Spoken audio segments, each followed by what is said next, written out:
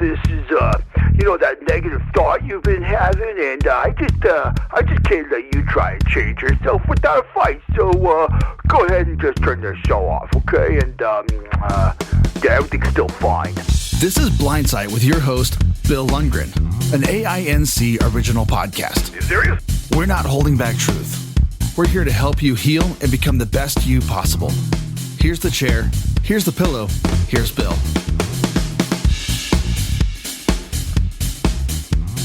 Okay. Welcome, everyone, to this episode of the podcast Blindsight, produced by the Audio Information Network of Colorado. We're glad to have you here and I know you'll enjoy this session. I just want to remind everybody the Colorado Give Day will be on December 6th, and it's an opportunity for you all to express your appreciation for this broadcast, and we certainly hope that you'll consider contributing because it does get matched during the Colorado Give Day. So, I'm your host, Bill Lundgren, and I'm happy to introduce Mikayla Finley, who is a music therapist. And we'll have a chance to talk about music therapy as a modality. And Mikayla, thank you for coming on. Absolutely. It's my pleasure, and I'm really excited that I was able to make this connection at the Aging at Altitude conference in Boulder. Mikayla, in starting, I think it's important for us to kind of take care of the misconceptions about what music therapy is. I remember in fifth grade, and we had a music teacher, very large music teacher at an upright, and trying to get 30 kids together, singing together. That would be what some people would think, oh, that's music therapy. But it's not. So if you would be so kind as to kind of give us a short understanding of what music therapy is for you as a professional. Absolutely. I think this is definitely a common thing that I hear when people ask what music therapy is. So, to give a very simple definition, music therapy is using a credentialed music therapist using music as a tool to address non-musical goals with a client. And the client can be any person of any age, of any ability, and they can have any type of music interest as well. Good. Well, how do you use it? How do I use it? Well, primarily, I work with folks who have dementia-related diagnoses. I work in a memory care center, and so a lot of my music therapy interventions are focused on goals related to the symptoms of dementia or the impacts on, emotional, psychological, physical well-being from dementia-related diagnoses. So for me, a lot of times, something that just out of the gate is really impactful and uplifting is sing-alongs, familiar music that they have listened to and enjoyed kind of in their prime a lot of times is what is the most vivid in their memory. And so that's one thing that... Like a favorite song from the past. Right. And something that they heard during a period of their life, maybe they were in high school, maybe they were a young adult, and they have significant memories attached. They can remember when the song was on the radio, and when they hear it, it takes them back to a time in their lives, and that kind of brings me into some of the other pieces of what music therapy can look like for this population. a lot of times sing-alongs, are seen as recreational music, and they are. And recreational music can be very therapeutic, particularly when client-preferred music is used. But there are so many other pieces to what that therapeutic process looks like. A couple examples of other interventions are song discussion and lyric analysis. So an example of that is that can be group or individual, but I'll choose a song from somewhere between the 40s and the 60s, and I'll play it and we'll sing it. Maybe I'll pass out percussion instruments, so they're participating in active music making. And then afterwards, we'll kind of pick apart and dissect the lyrics a little bit and have a conversation about what that means to us, what it reminds us of, elements of, sensory phrases in the song, things that help us to connect with it more. So song discussion and lyric analysis. And songwriting is another big one as a group. Sometimes we pick a topic and then we kind of brainstorm details. For example, a topic could be something that has a lot of memories attached to it, like Thanksgiving as a kid. And so then we'll go around the room and talk about traditions that we remember that our family had, or types of food that were our favorite, and work together as a team to construct phrases from prose into more, poetic structure, and then set it to music. I set up a lot of decisions for them, like, what should this sound like? Should we go up or down here? Should it be fast or slow? What's the general mood? And that's a really great social and emotional intervention. So that was a long-winded answer to your question, but there's just the short of it is there's just so many ways that music can be used as a tool for all populations, but for dementia care in particular.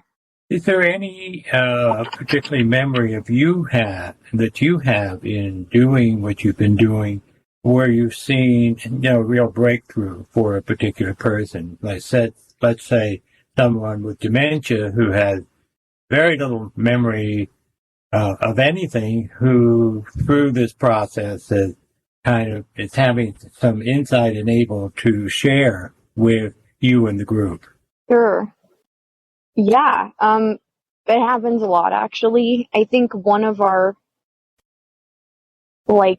crutches, that has sort of a negative connotation, doesn't it? But one thing we really lean on a lot in our programming is reminiscing and tools for reminiscing, because it's not that everything is gone. It's just that some pieces are, and it takes more to access what is there. And so, we rely on those reminiscing conversations a lot, but then also sensory tools. One example I have for songwriting, I was working with a small group of older adults with dementia, and we started with this conversation about this bottle of lotion that had a really nice light scent to it. And so I passed it around the room, and they all sniffed it, and they told me what it reminded them of. And so this is kind of part of that sensory piece I was mentioning earlier. But it's not just singing, and it's not just the sound of a familiar song. It can also be a smell, and you can bring that into. You can bring the impact of that into a music intervention and explore it more and take advantage of it. So I had one resident tell me that it reminded him of his wife when they went to senior prom, which is a really specific detail that he just suddenly remembered because he smelled this lotion. And so then we, had all of these different things that, different flowers and different memories, and prom with my wife, and all these memories on our whiteboard, and we turned them into a song, and we were all singing it together to kind of finish up the intervention. And he was really tearful, but But when he left, he said that he really appreciated what we did together, and that, you know, being in this facility, you know, a lot of autonomy is taken away, and there's a lot of things that he wouldn't normally try, and songwriting is one of them. But he said that it really made him feel good, and it meant a lot to him. So that's just one example of a way that must have meant a lot to you. it did very mean much mean a lot to me. It's Yeah. really special to have that experience wherein, you know, I have certain knowledge and certain experience that carries me to this point, but nothing is better than those interactions that I have with those residents. It's like, you know, it's kind of that thing that makes you feel this is why I'm doing what I'm doing. Well, why did you get into this field? How did you get into this field? Do you play a particular instrument? Yeah, that's a great question. Two great questions. Music has been a big part of my life ever since I was in the womb, frankly. My mother, she's got a beautiful singing voice, and she would sing to me when she was pregnant. And my dad is a percussionist, and I know our family's connected a lot musically, just being able to talk about music and being able to participate in music together in their church community. And then really, I actually, for a long time, I didn't think that music would be part of my profession. I thought that it was a hobby and an interest and a passion that I felt very strongly about, but I had no idea the degree to which I could kind of harness those skills and help people. So I first went to college. I pursued a bachelor's in psychology degree, and I was thinking a little bit about arts in therapy. And the reason I thought about that is because I took an art class, and it was the first time that a first semester I didn't take music. At the very end of high school, I took an art class, and I made a variety of art projects that were very therapeutic for me. The process of creating them helped me to work through different experiences that I had had and to build, you know, this muscle of self-awareness. And I realized, you know, that there's more to this creativity piece. There's more to this producing and experiencing art piece that isn't just about the product, it's about the process. And so I heard about art therapy first. So when I was pursuing my psych degree, I hoped I would be able to learn more about art therapy. And in the process of researching art therapy, I learned also about music therapy. So that's kind of the connection there. And I didn't know that even existed. I read about it through Colorado State University's website up in Fort Collins, because they're the only university in Colorado that offers a music therapy bachelor's degree. Oh, okay. Yes. Mm-hmm. So I read about it through their website, and it was pretty much everything I was looking for. It was a music degree. You take classes in music theory and performance, and you take the lessons with a professional. And at that point, I had experience singing, playing guitar and ukulele, and then in band, I had played the tuba and the flute the most. And so I had dabbled in a lot of areas, but not specialized in one. So I was actually most nervous about the music part of the degree, because you had to audition to be able to pursue a music therapy degree. You had to audition and get into the School of Music. So that was a really cool journey, just pushing myself to lean into those areas more. And once I started my classes, I really had such a variety of experiences in not only music, but psychology courses, physiology courses, A couple music therapy methods courses related to neuroscience and neurologic music therapy. I got to take neuroanatomy. It was pretty amazing. A really amazing combination of things. It sounds amazing because you were touching so many different fields in one academic pursuit. Absolutely. And psychology can be a little boring. But to be perfectly honest, having gone through all that, but to be able to bring it into something that you love doing, and is your primary instrument your voice, or the guitar, ukulele, or just any kind of instrument you can get your hands on? I would say that it's voice right now, voice and guitar. When I began my degree, I was very nervous because I didn't feel that I had a primary instrument, because I tried a lot of new things, but I didn't pour myself into one.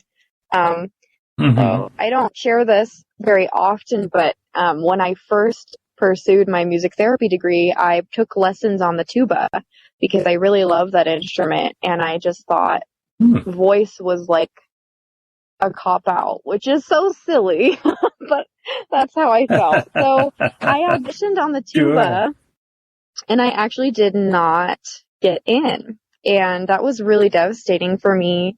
But I was on my own mental health journey, and I knew that I wanted this, and it meant a lot to me. So I then started training classical voice with a grad student, and I auditioned a couple semesters later for the vocal studio, and I did get in. And so I was able to take voice lessons for 2 years with a professional there. And that was it really helped me to connect with singing as a very valuable and valid primary instrument.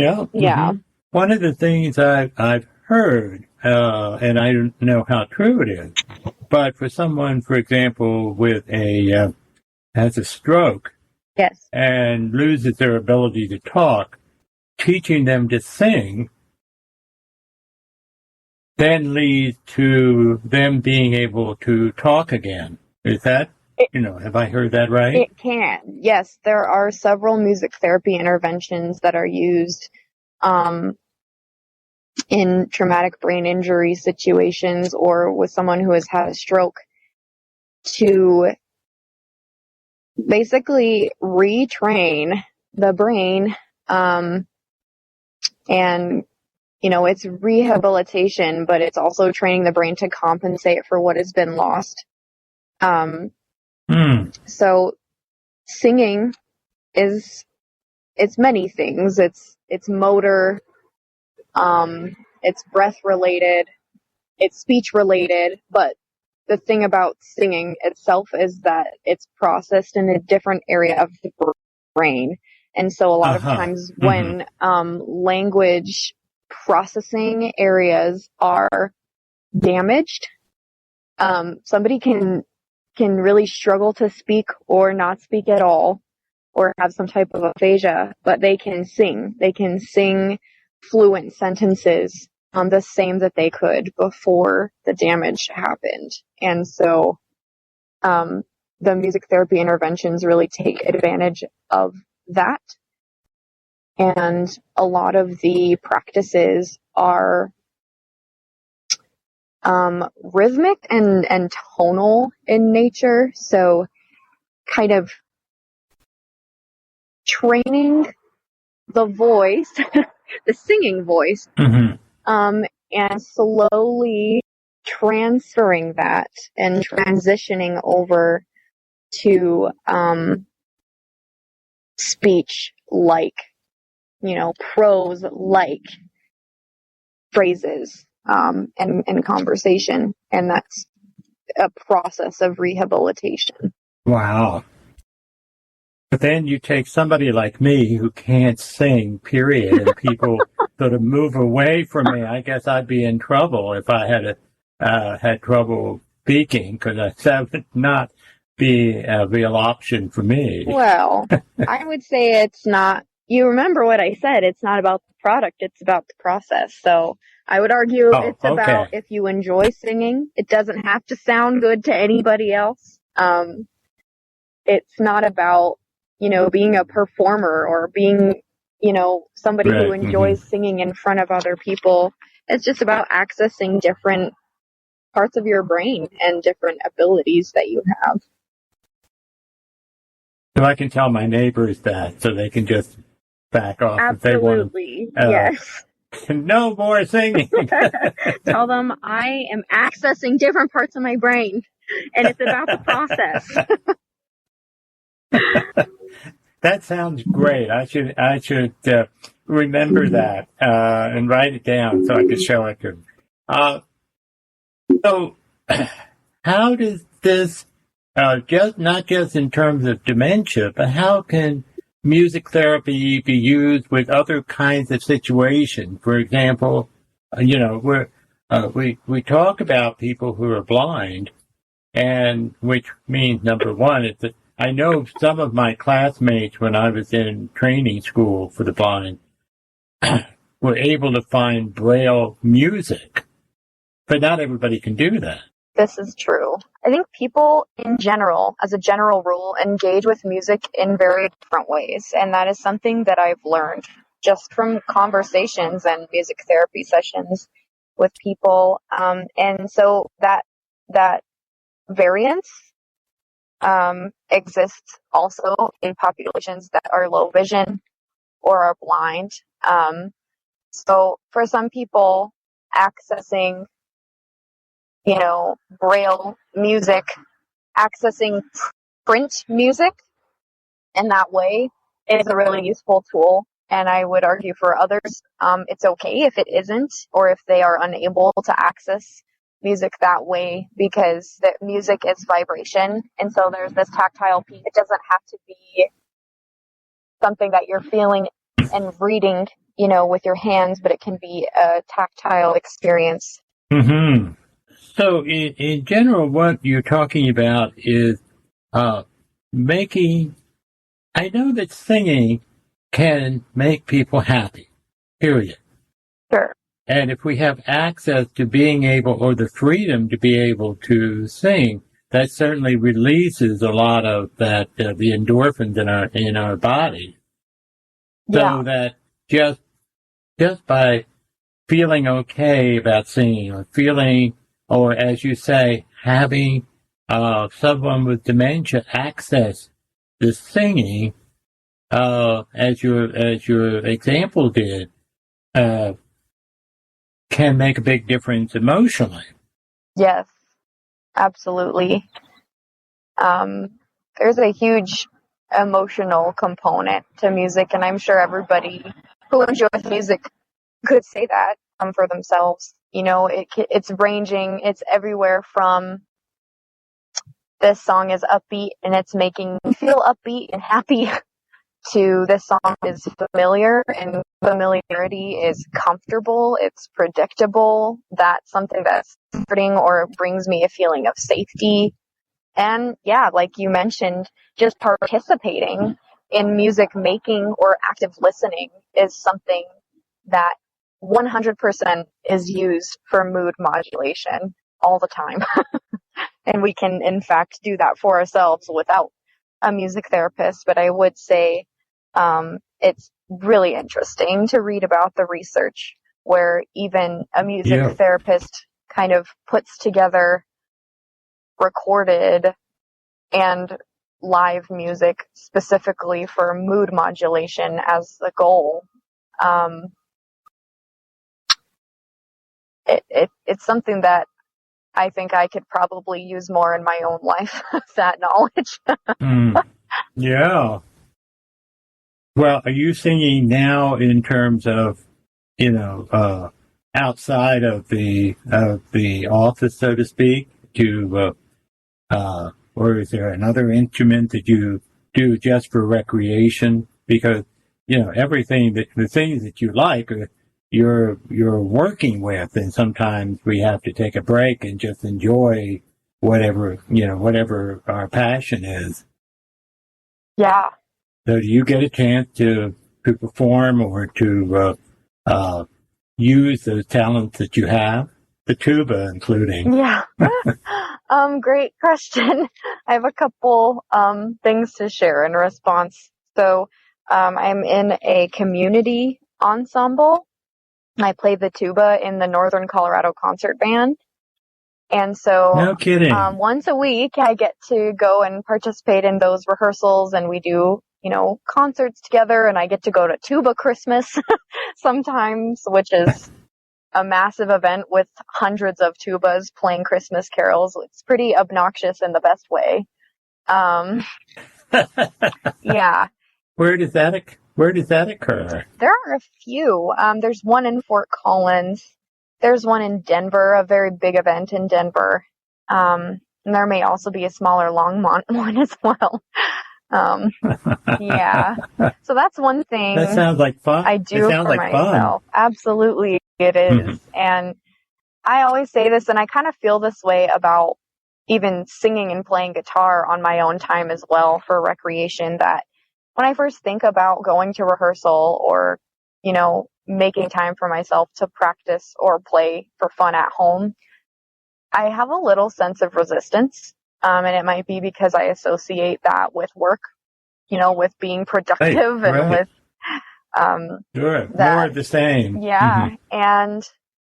But I will say every time that I follow through, I remember why, music was my first love, and it's always uplifting. I can go with the most foul mood into a music experience, and by the end, I may not be euphoric, but that's not always the goal, I just feel more grounded. Yeah. Mm-hmm. I feel more alive, and I feel more myself.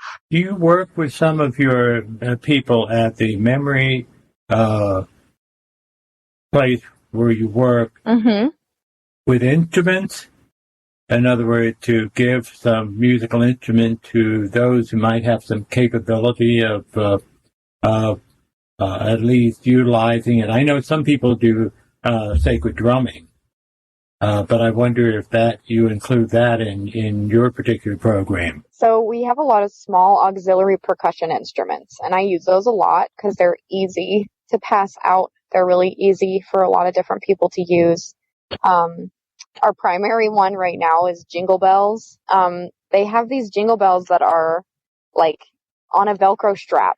And it's easy for them to hold on to it, or you can wrap it around their wrist and all they have to do is move their arm. You can wrap it around an ankle and they can, step their foot and participate.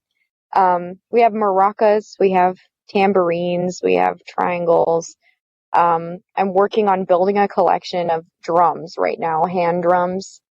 Because I'm the activity director here, so I don't get to always do music therapy, but I do everything I can to bring music therapy into our community because mm-hmm. it's so valuable. So we're slowly building our instrument collection.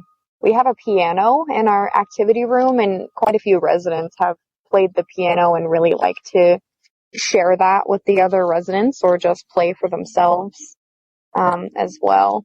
It sounds like it's a noisy place to work. It depends, but I would say, yeah, most of the time. we like to have parties, so we're just, I think, mm-hmm. loud and proud is what they call it. Oh, there you go. There you go. But the major thing is helping people, particularly someone with dementia, they can almost give up and it just slide into and reinforce that dementia and think, well, I'm of no use anymore, from a psychological standpoint. Yeah. And to be able to find those skills again and those memories again must have a tremendous impact. I completely agree. There are so many things to mention on this note, and I'll just say a few, but I think a lot of times, as I had mentioned before, when folks move into a secured facility, they lose a lot of autonomy. They lose a lot of their social connection. And a lot of times they'll have the tendency to experience agitation or to self-isolate. And that just perpetuates that cycle and has a really huge impact, not only on their mental health, but their physical health as well. And so participating in group music activities is a huge community builder. It creates this sense of, closeness, connection, and neighborly, and it's also very, invigorating. It's something that creates a lot of moments where people are more alert than I see them outside of musical experiences. And I've seen so many situations, which really just is the reason I do what I do, where people don't, they are participating in that self-isolation. And as their routine, it's habitual. They eat their meals and then they go back to bed. And some of them, they come to a music activity and there's a lot of intentional engagement and interaction with other residents and singing and playing instruments, and they hear some of their favorite songs. And you know what? The next day, they might not fully remember what happened, but they come back. And I've seen a lot of people come out of their shell, and I just think that structure that facilitates so many of those things that contribute to well-being is extremely valuable in this setting. And since they are accessing a different part of the brain, it may be a part of the brain that's less impaired than other parts. And so they're utilizing what they have rather than what they don't have. Absolutely. And I think the same thing for blindness, for people who experience a late onset of blindness, like macular. You get that feeling of giving up because anything's going to be a lot more work. But if they if they love music before and can find a way around it, around the not being able to read sheet music as you suggested, then that can be, again, another sense of developing hope, which is the thing that we all need. I completely agree with that. And I think it's something probably everybody, generalized to everyone can take something away from that and find ways to, explore themselves a little bit. It's definitely vulnerable, right? It's vulnerable to put yourself out there, especially in a community. And maybe not have it, and fail for the moment, or at least struggle. Right. And none of us want to struggle. We want to be able to do it right away. No. Yeah. But what we're talking about then in terms of music therapy is really, it's bringing hope. It's helping people to access those parts of the brain that they, maybe don't know that they can access, and develop them and to get that sense of joy back. Yeah. Which they may have lost. Yeah. It's definitely awakening. And then maybe they're more likely to experience joy, in other situations as well. That's one huge benefit of mood modulation. Right. So how long has music therapy been around? A long time. I think that music as medicine, as a concept, has been around for hundreds of years, really.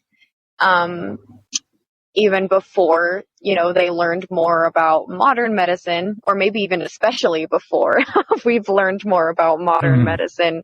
And now the two are, of course, starting to come together in the profession of music therapy. But, you think about, like you were talking about drumming, you think about different cultures using different instruments, using different rituals and singing.